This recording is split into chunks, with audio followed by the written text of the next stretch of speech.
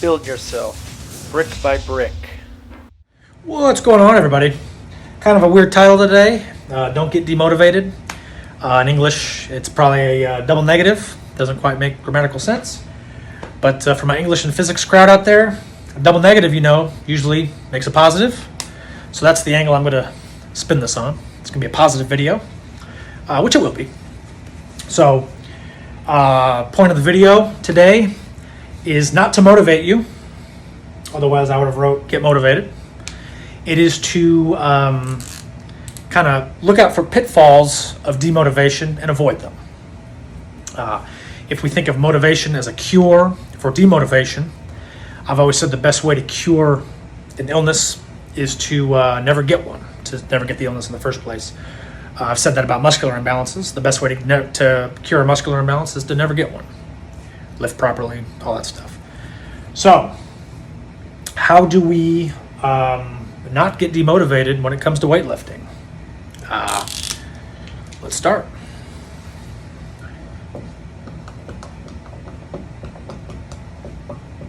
So, my first part of the video brings me to the question, what if? Seems innocent enough, right? What if? Seems innocent. Just a two-word question. But when asked in the certain way, it can be very damaging. This is going to go to kind of the off again, on again weightlifters, kind of like me, where I've been lifting for about on and off 10 years, since I was about 17 or 18. And sometimes that question, what if, will creep in the back of my mind. What if I would have never stopped? What if I was training like I am now? And believe me, I'm training really hard right now. What if I was training this hard for the last 10 years? The question is, or the answer is, I'd probably be great. I'd probably be up there. The sky would be the limit. I'd probably be lifting double what I'm lifting now. I'd probably have a much better physique. I'd probably be world class. It's honestly depressing to think about sometimes, but you can't fall into that pitfall there. That's what the answer is. If I'm being honest with myself, that's what the answer is. What the answer should be is, and harsh words here, guys, is the answer should be, who gives a fuck, right? I'm doing what I'm doing now, and that's all that matters. I know a lot of people say, look to the past to help build your future. I don't know about all that. Look at what you want to look at and build your shit the way you want to build it. Call it yours and then be done. That's what I got to say about that. What if could be a damaging question to ask yourself. I grew up in foster care. So I asked that question as a young teenager. I asked that to myself all the time. What if I'd have grown up with, loving and caring parents? I stopped doing that quick because I realized my life would have been a lot better. No shit, right? So we kind of went off on a little tangent, a little rant, but that's what we like. Moral of the story, don't get wrapped up in the hypothetical. It'll only hold you back, and not only will it hold you back, you'll start to see some of your well-earned progress start to regress. So don't do it. Second thing.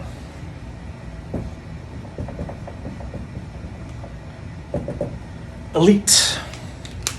Stop focusing and comparing yourself to the elite of the elite in your respective sport. It is great to have idols and people you look up to in the sport. Believe me, it is. I watch videos of old Ronnie videos, Arnold videos, Eddie Hall videos all the time. Those are people I look up to. I aspire to be. But I rarely find myself comparing myself to them because I know I'm miles away from where they are. And that's okay. I'm doing my best. They're doing their best. It's all good. It can be damaging when you start comparing yourself to that upper echelon of lifters. Man, he's lifting 3 times what I'm lifting, and I'm over here doing this, and he's doing that. Screw all that. You do the best you can do, and then be done with it. Move on. Tomorrow's another day. So, Third thing. Third thing.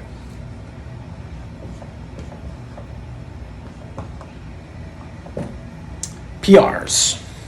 As weightlifters, we chase PRs like crazy. We love PRs. We live for PRs. Honestly, you shouldn't be thinking of a PR as just slapping more weight onto the bar. You know, last month I deadlifted 405, now I'm deadlifting 425. That's a 20-pound PR. That's true. But as you become more and more involved in your sport, the PRs are going to come less frequently. The PRs are going to become less frequent. And that's okay. You have to widen your horizons to what a PR is. My 5x5s I used to do 4-minute rests in between each set. And now I'm doing 2.5 minutes between each set. Same weight. Is that a PR? Absolutely. The weight that I used to do heavy doubles on squats, I'm now doing 5x5s on. Is that a PR? Absolutely. So don't demotivate yourself by saying, man, I haven't PR'd in months. I'm sure if you look hard enough, you'll find you have. So don't get over obsessed about PRs. Those are, these are 3 pitfalls I think a lot of us fall into, and for good reason. They're sometimes hard to avoid. So hope you learned something. Catch you later.